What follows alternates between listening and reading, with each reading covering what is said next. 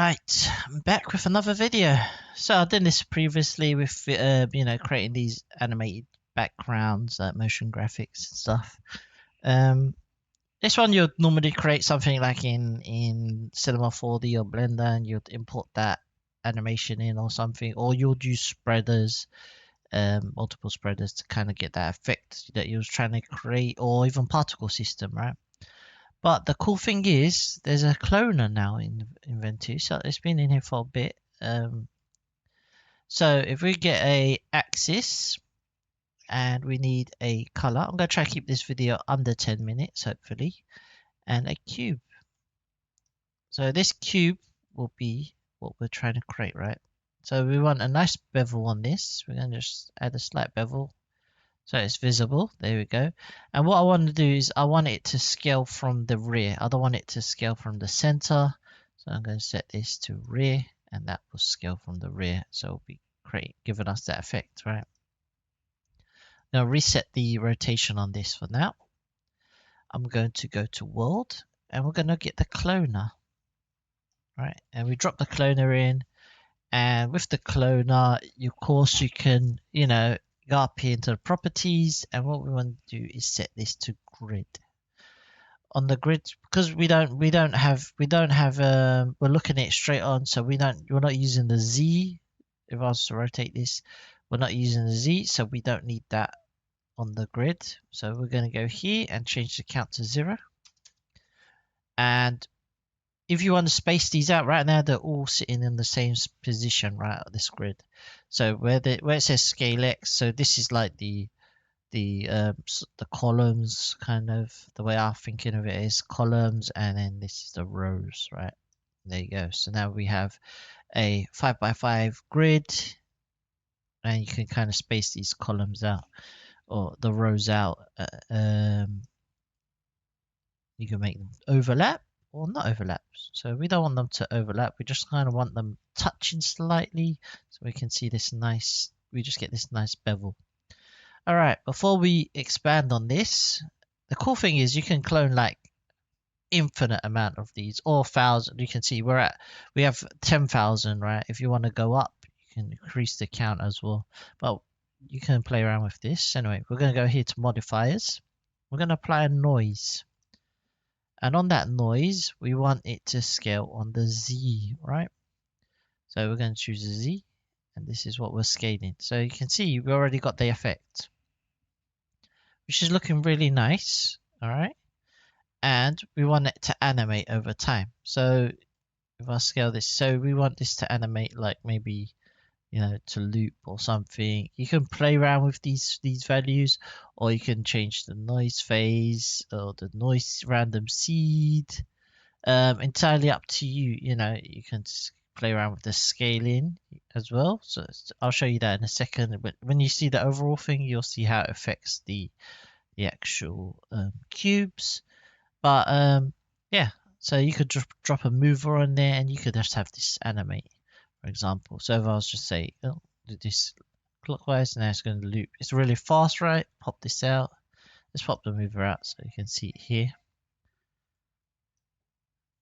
You've got a nice animation. All right, let's create our entire wall. So let's fill our canvas, our scene. So we're going to increase the count. X, Y, more. Let's increase it a bit more. And I'll place an axis in front of this and zoom out. And we have, if I'll show you all of them, look at that. Look how many, right? And there's no stutter, look how cool this is, right? I can reduce that, increase that.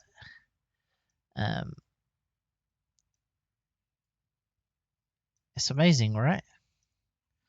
At any point, you can just change it real time. We're not rendering. We don't need to. It's just there and there. It just does what we need. Anyway, let's make this a little bit nicer. So let's add some nice lighting. So let's adjust the material to PBR physical based material. Of course, you can play around with the roughness as well. If you want more rough, less rough, you can play around with that. Let's get some lighting in here. So we're going to go to our lights, and we're going to drop in the PBR directional. Boop. I'm going to use the variant shadow map. All right, change the direction, and look at that. Look how nice those shadows are.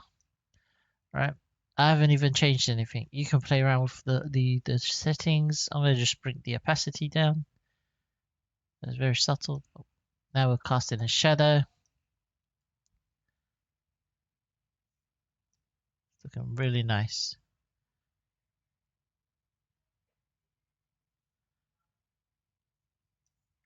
Now on top of that, let's go into color. Let's add the skybox. Now you have presets. If you right click and you can choose any of these presets. So you can go for the studio maybe, or the noon or night, whatever you want. I'll just grab the first one, the studio. And you can see how it's affecting, it's lighting our material up on the cube. If we rotate this, get this nice kind of color blue with a little hint of orange there from the studio box. So yeah, feel free to play around with that. Play around with the roughness. You can see changing the roughness affects how that lighting you can see on the side of the cubes picked up. There we go. Hopefully I kept that under 10 minutes. Well, we're 5 minutes in. So, or 6 minutes in. Anyway, now if you want to play around and change the style, so you're not limited to this, right? This is just one effect that we just recreated that we saw online, right? You of course, like I said, you can slow down the speed of this, change the mover speed, you get slower animation, faster animation. But what about if I don't want this kind of noise and I want to adjust the noise? You go here. You got all of these preset settings, like settings you can change, right? So what happens if I also change the scale on the X? We'll get more wavy look. Now we got these wavy lines, which is cool. So it might be one way you're trying to look. You might be looking for a different style, or now we've got a more wavy pattern. There we go. So maybe that's something you're looking for, and that's the effect you're looking for. You can create all sorts of kind of cool graphics. Remember, you don't have to look at it head on because it's 3D. You can rotate this.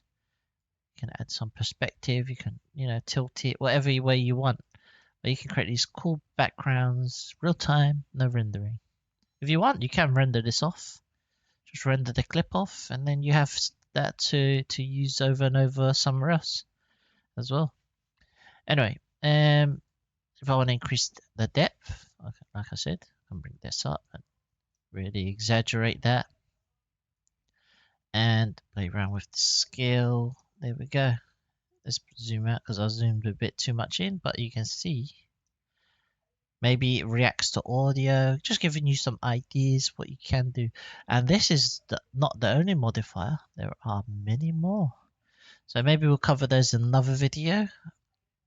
You can use image, fade, random position, and not only really just touch the very basics of the cloner. The cloner itself has a lot more options, here that you can play with too. So yeah, there's a ton of stuff that you want to, you can do with this. It's really powerful, great tool. Yeah, but there you go.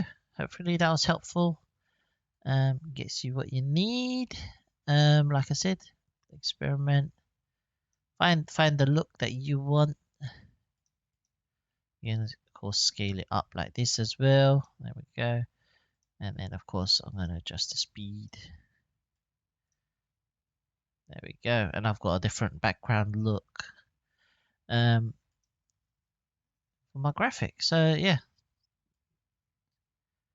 There we go. I like it. I like it a lot. Alright. Enjoy your day, morning, evening, or night. Bye bye.